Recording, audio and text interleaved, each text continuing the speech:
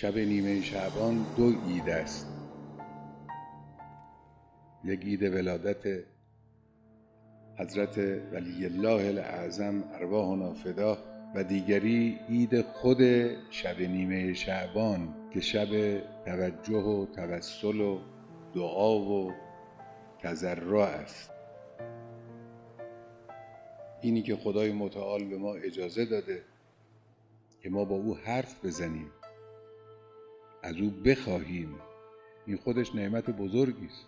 مهمات خودتون رو و مهمات کشورتون رو از خدای متعال بخواهید. دعا برای تعجیل فرج اون بزرگوار، دعا برای برآمدن حاجات اون بزرگوار.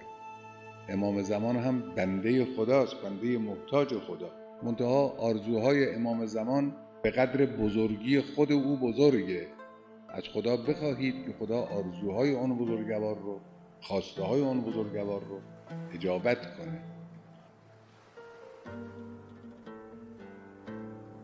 آرزوهای امام زمان در مورد خودش، در مورد ذریه‌اش، در مورد شیعیانش، در مورد خواصش، در مورد توده های پیروانش، حتی در مورد دشمنانش، آرزوهایی که او در مورد دشمنانش داره، شما از خدا میخواهید که خدا این آرزوها رو برآورده کنه. بنابراین شب دعاست، قدر بدونید.